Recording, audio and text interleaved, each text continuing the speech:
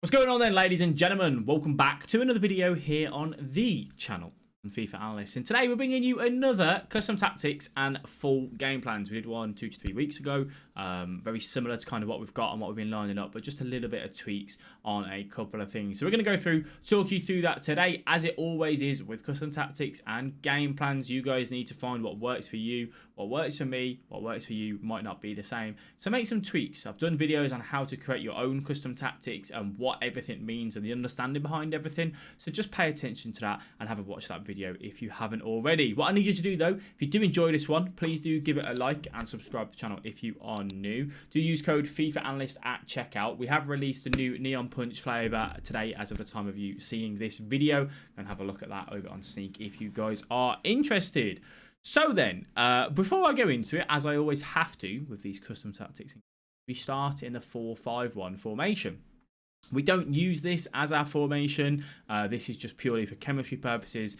We go to custom tactics here, and then we press LT and we go to game plans. You can then, once you go into your game plan, you can go to your formation, change to whatever you want, and you will keep your 100 chemistry. And there's no need to pause it at the start of the game and change it or anything like that. Now, we're going to go through my ultra defensive, defensive, attacking, and ultra attacking. I've spoke to you guys about this before. You want to have a game plan for each situation in FIFA, right? Where you want to start your start in that formation. That's your go-to formation. You want maybe a more defensive formation where you don't have press on possession loss or heavy touch. You don't have the fullbacks unbalanced, and you're trying to see out the game, right? 80th minute, you want to see out the game. You will then have a formation which is a little bit more attacking. You're losing 3-1 in the 60th minute. Your normal formation's not working. You want to change to something else. That's where, going over to that formation will up front as well. And then you got your formation where you're losing 3-0. You need to get goals. You're ultra attacking, balls to the wall formation, right? So that's what we've got here. Now I've got mine lined up a little bit differently. I've got a 4-2-3-1. This is my bread and butter happy stable formation. When I get to the higher elo and weekend league, this is normally my go-to because I feel like it's the most neutral. I feel like you can attack well in it, you can defend well in it. It's very difficult for the opponent to break down. It's not going to get you loads of goals, but overall it's very solid and very balanced. So you would have seen this in the 4-2-3-1 that we did over a week ago. It's the same tactics, nothing's changed on that front, just very, very neutral. I use this, as I said, if I'm at that higher elo, I'm at the 15 elo, I'm coming up against very good players. I'm not a good enough player to really run an aggressive, narrow formation or 4-4-2 or something. So that's where the 4-2-3-1 really, really helps me in that particular. That's how I have it lined up in this team that we've got here. I have the striker on getting behind. I have the centre attacking mid on completely balanced. I have the right attacking mid on getting to the box for cross.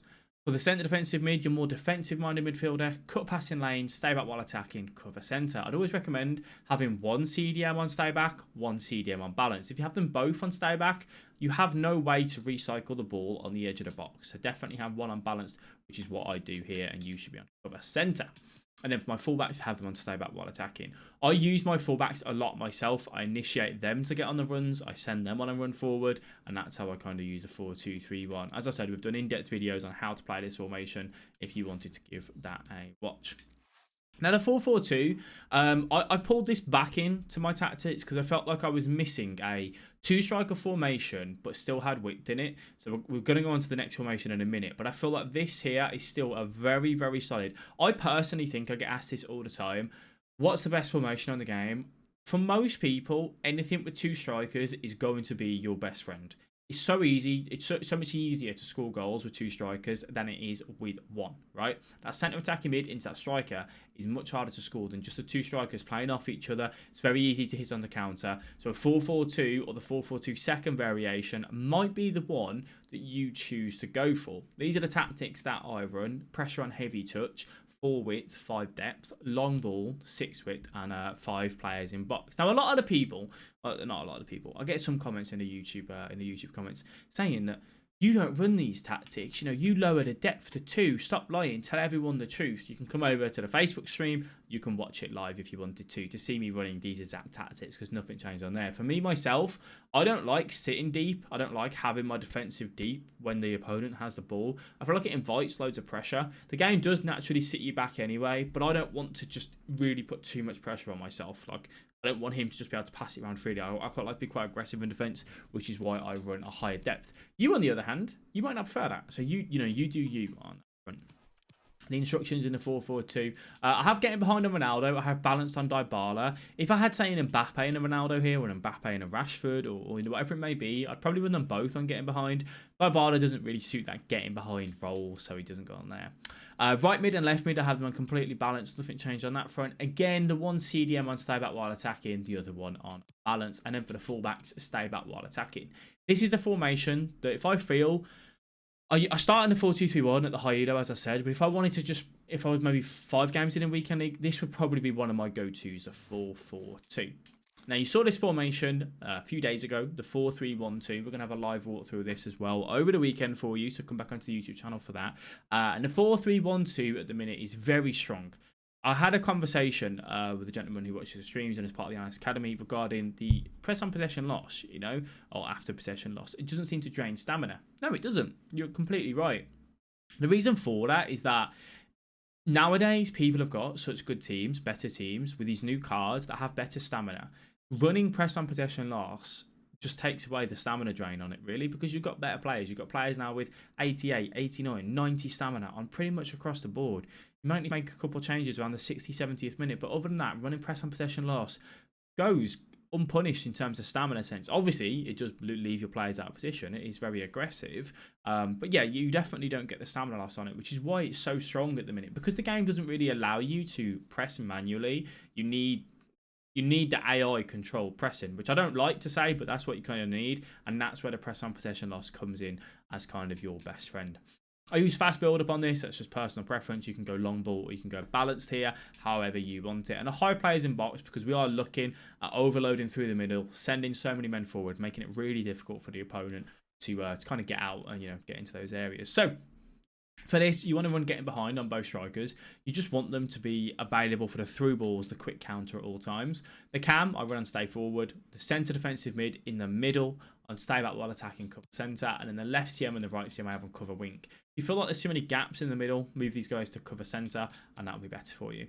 This is a formation I would change to when I'm 3-1 down, 3-0 down, or I'll start it in the first 5 games of Weekend League if I was feeling really confident and happy with my FIFA ability at that time, because it's so aggressive. You will get caught on the counter, you will concede goals, but it does get you goals. It's about outscoring in this particular formation, if I'm honest with you. Now, the 3-4-1-2, I talk about this every single time we do these custom tactics and game plans video.